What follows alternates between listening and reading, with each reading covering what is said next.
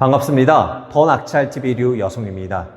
오늘은 여러분들이 저희 더 낙찰TV 유튜브 채널을 보시면서 정말 많은 분들이 댓글을 달아주셨는데요. 그 댓글 중에 또 여러 가지 질문들이 있습니다. 그 질문들에 대한 답변을 오늘 좀 드리려고 하는데요. 제가 너무 동시다발적으로 여러 가지 주제를 다루면 또 헷갈리실 것 같아서 한 가지 주제에 대한 이런 질문들을 모아서 답변을 드리려고 합니다.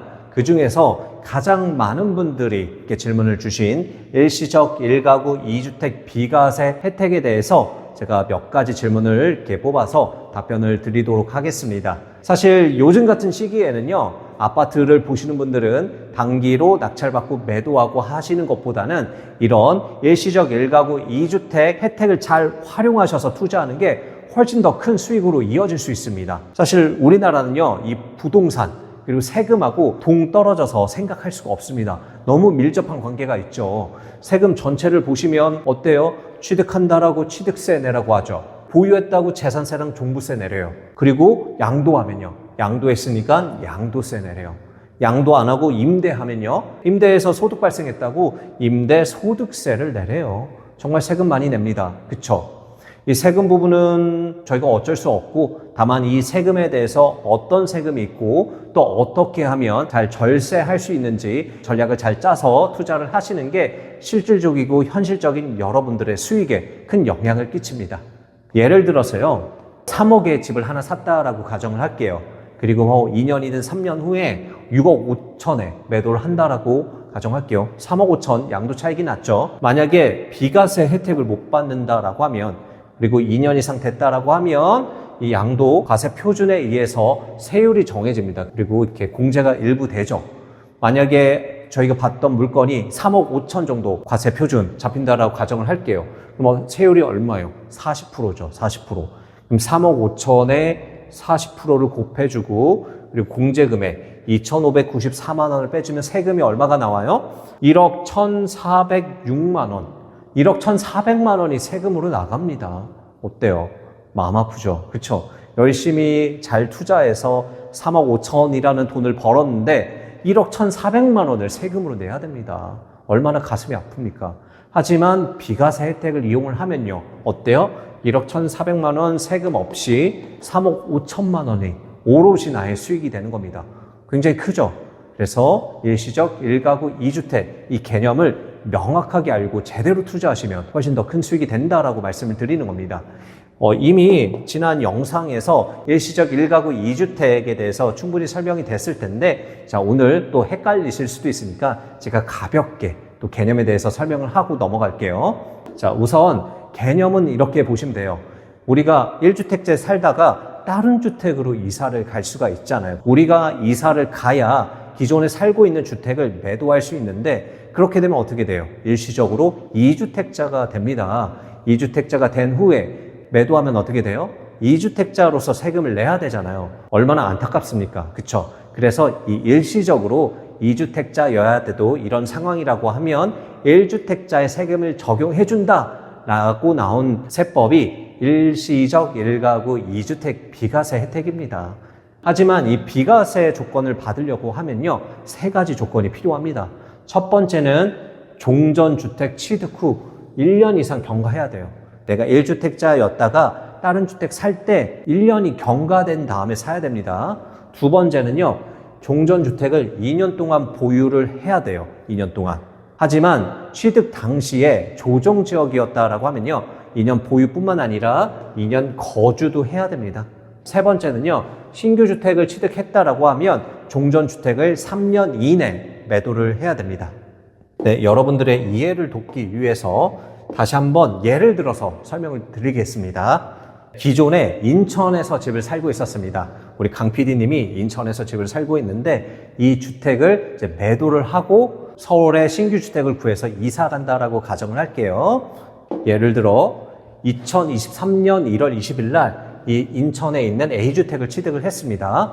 인천이니까 거주가 아니라 보유겠죠. 보유를 했다라고 하면 이 B주택 취득을 언제 해야 되죠?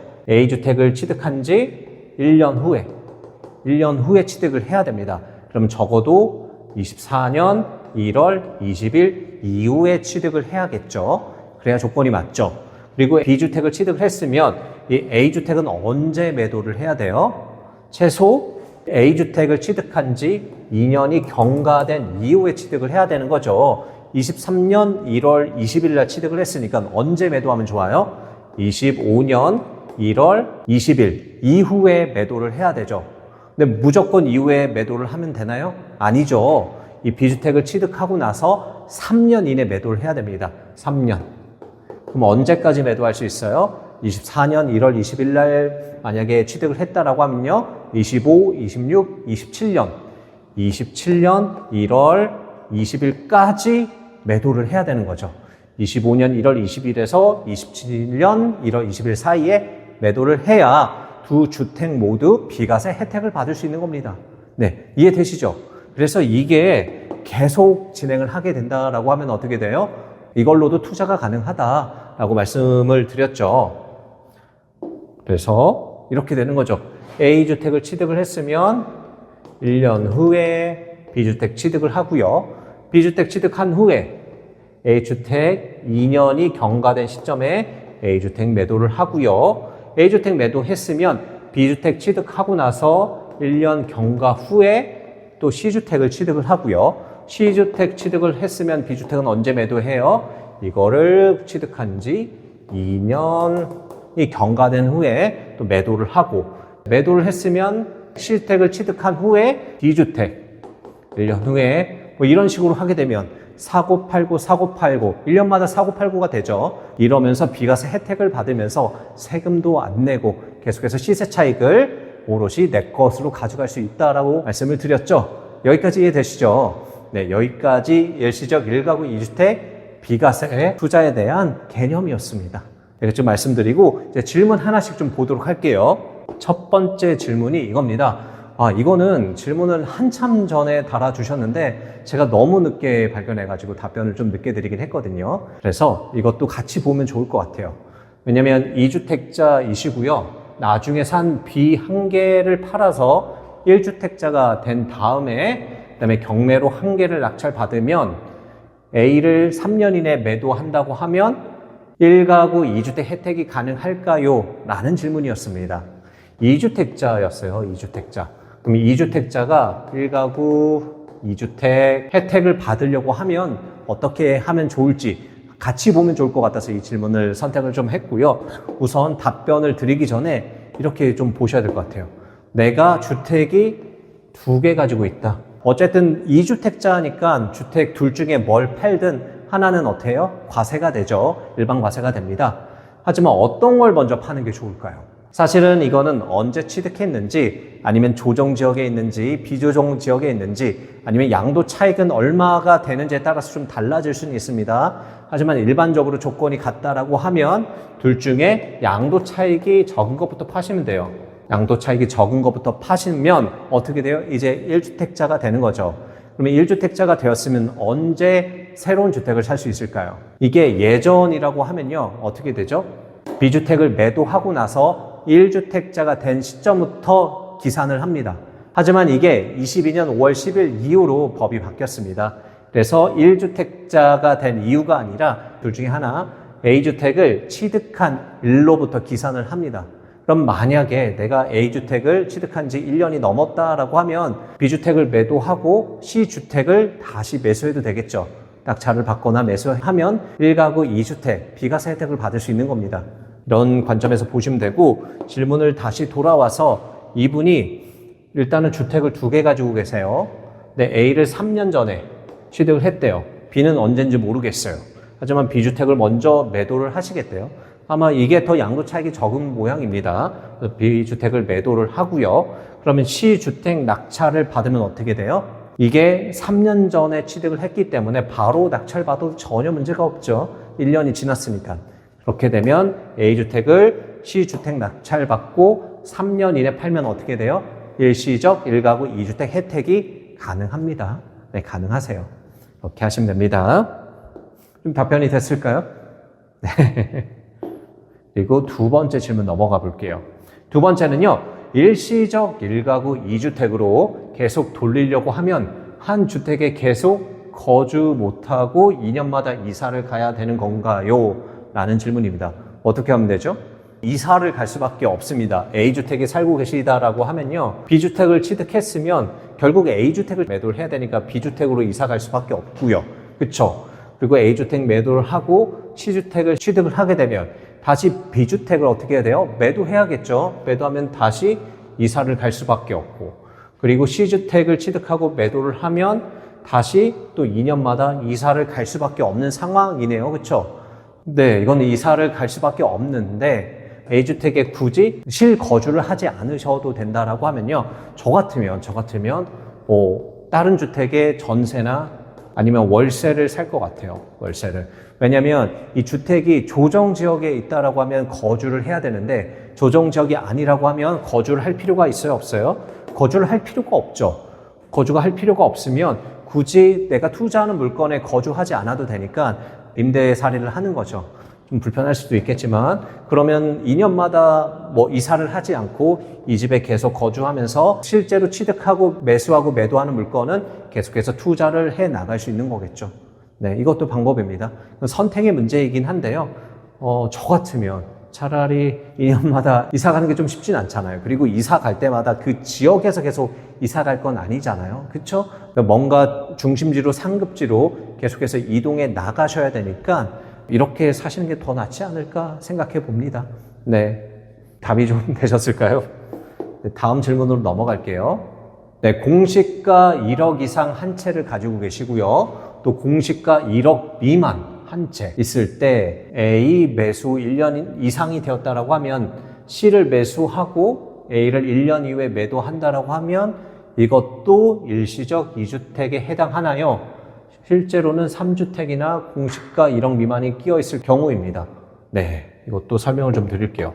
이런 경우죠. 지금 주택을 2개 가지고 계신 거예요. A주택 1억 이상짜리 하나, 그리고 B주택 1억 미만 하나 가지고 있는데 이대로 C주택을 취득을 하게 되면 일시적 2가구 비과세 혜택을 받을 수 있느냐? 그 질문이죠. 네, 맞죠? 많은 분들이 이건 많이 오해를 하세요. 공시지가 1억 미만의 주택은 주택수에 포함되지 않는다라고 생각을 하시니 얘는 주택이 아니구나. 그러니까 2주택이 되니까 일시적 1가구 2주택 비과세 혜택을 받을 수 있겠구나라고 생각을 하시는데 이렇게 생각을 하셔야 돼요.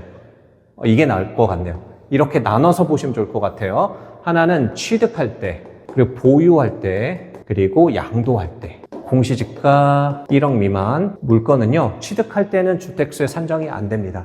하지만 보유할 때, 양도할 때는 포함이 됩니다. 그럼 이거 어떻게 해요?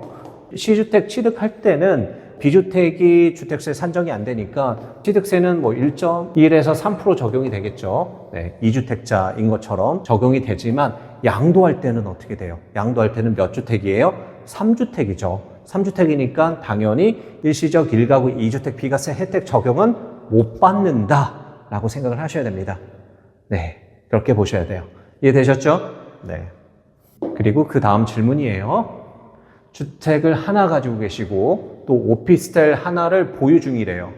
주택 하나 보유 기간 1년이 넘었는데 여기서 주택 1을 낙찰받고 3년 이내 주택 1을 매도하게 되면 비과세 혜택을 받을 수 있나요? 받을 수 있을까요? 없을까요? 이분은 현재 이렇게 2개를 가지고 계세요. 하나는 주택이고 하나는 오피스텔. 그 다음에 이 주택 1을 낙찰받고 싶으시대요. 어떻게 하면 좋을까요? 이거는 오피스텔의 용도에 따라서 다릅니다. 오피스텔은 항상 세모입니다. 이게 업무용일 수도 있고요. 아니면 주거용일 수도 있습니다. 만약에 주거용이라고 하면 주택 2번 받으면 어떻게 돼요? 3주택자가 되죠. 3주택자가 되면 당연히 일시적 1가구 2주택 혜택을 못 받는다. 그쵸? 뭐 어떻게 하면 돼요? 업무용이 아니라 주거용이라고 하면 용도 변경을 하셔야 돼요. 그래야 비과세 혜택을 받을 수가 있어요. 이 용도 변경 관련해서는 지자체에 문의를 하시면 되고요. 또 이게 좋은 점이 이것도 22년 5월 10일 날 법이 바뀌어서 그런데 예전 같으면 용도 변경한 후에 이 주택일이 1주택자 된 시점부터 기산을 했는데 지금은 취득 당시부터 기산을 하니까 만약에 주택일을 취득한 지 1년이 넘었다라고 하면 바로 주택 2번 낙찰 받아도 괜찮죠. 네, 이렇게 보시면 됩니다. 용도 변경하는 거는 크게 어렵지는 않아요. 그쪽에서 요구하는 사항들이 있거든요. 사진도 찍어야 되고 전입신고 현황이나 뭐 이런 것도 보내야 되고 여러 가지가 있습니다. 한번 문의하신 다음에 반드시 주거용이 아닌 거 확인하시고 주거용이라고 하시면 업무용으로 바꾼 다음에 낙찰 받으셔야 말씀하셨던 일시적 1가구 2주택 비과세 혜택을 받을 수 있다라고 말씀드립니다. 네, 이해되시죠? 네. 그리고 그 다음 질문이 이것도 있었습니다. 다가구도 일시적 1가구 2주택 비과세가 가능한가요? 네, 가능합니다. 다가구가 뭐죠, 다가구? 다가구는 건물 하나에 방이 여러 개 있죠, 그쵸? 다세대는요, 똑같이 건물 하나에 방이 여러 개 있지만 이건 각 호실마다 주인이 따로따로 있죠. 만약에 이게 6개 호실이 있다라고 하면 이걸 내가 다 가지고 있으면 6주택자인 거죠. 하지만 다가구는요, 여러 가구가 있다고 하더라도 건물 통째 1주택자로 칩니다. 하지만 이게 조건이 있어요. 다가구는 보셔야 되는 게 이 조건에 충족을 하셔야 돼요. 바닥 면적 합계가 660제곱미터 이하여야 하고요. 그리고 주거용으로 쓰는 층수가 3개층 이하여야 되고 전체 19세대 이하여야 합니다. 예를 들어 요즘 위반 사항들이 많잖아요. 그쵸? 다가구가 있는데 1층, 2층, 3층 그리고 면적이 660제곱미터 이하라고 하면 여기까지는 1주택자입니다. 하지만 이렇게 4층에 확장을 해서 방을 3개를 뺐다. 그럼 얘는 어떻게 돼요? 여기까지는 1가구인데 여기가 방 호실마다 가구 수를 따집니다. 그러면 어떻게 돼? 이거 하나만 가지고 있어도 4주택자가 되는 거죠.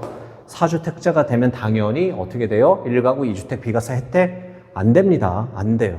그래서 이거는 운영의 스킬이 필요합니다. 조건이 맞지 않으면 1주택자가 아닐 수도 있다. 하지만 조건에 맞으면 당연히 일시적 1가구 2주택 적용은 가능하다라고 말씀드립니다. 네, 다가구 잘 알고 사셔야 돼요. 그리고 만약에 이 조건을 벗어난다라고 하면 진짜 운영의 스킬이 필요합니다. 그것도 잘 알아보시고 그렇게 운영을 하셨으면 좋겠습니다.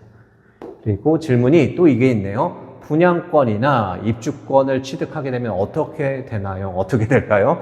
아마 질문이 분양권이나 입주권을 가지고 있어도 일시적 1가구 2주택 비과세 혜택을 받을 수 있나요? 라는 질문이었을 것 같아요. 그쵸?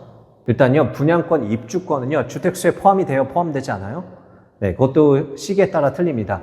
21년 1월 1일 이후에 취득한 거는 주택수에 포함이 됩니다.